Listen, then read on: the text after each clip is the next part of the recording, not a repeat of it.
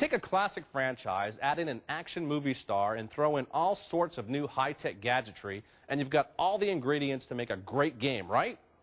You would think. Midway's recent release, Spyhunter Nowhere to Run, is the third installment on the current-gen consoles.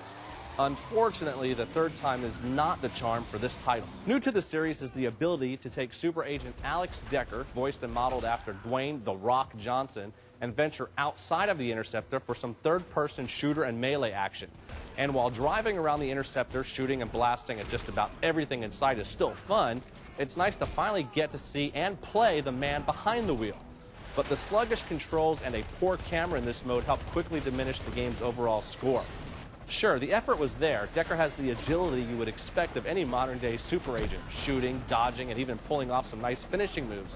The Rock even did his own motion capturing for the in-game animations. But the overall level design and gameplay is so basic, running into one room, clearing out the enemies, perhaps arming a few bombs with a simple button push, and move on to the next room, that you'll find yourself zipping through the game at a very fast pace. Yes, there are some nice touches, like the ability to pick up nearby objects and use them as weapons, or the grappling and wrestling moves Decker can use against the sinister Nostra agents, but it's nothing we haven't seen before. Still fun and sometimes satisfying, just not very original, and I usually found myself looking forward to getting back into the Interceptor. The Interceptor is secured. It appears that every weapon and gadget is back, but new additions such as the tire spikes are fun to use, and the new salvo mode, which slows down the action, allowing you to select multiple targets in a set amount of time, is a welcome addition. You'll still find yourself launching off of ramps for mid-air vehicle transformations, which is always cool, and the action never lets up. The frame rate holds pretty steady at 30 frames per second, but that shouldn't be a problem because clearly the game is not using a lot of processing power for the in-game graphics.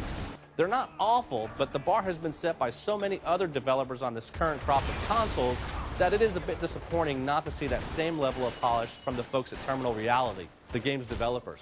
Spyhunter Nowhere to Run is not an awful game, it's just a title that lacks the production values and polish we've come to expect at this stage of the game. The game is available for the PS2 and Xbox, is rated for ages 13 and up, and Texas Gamer gives it a 2.5 out of 5. For Texas Gamer, I'm Mark Adams.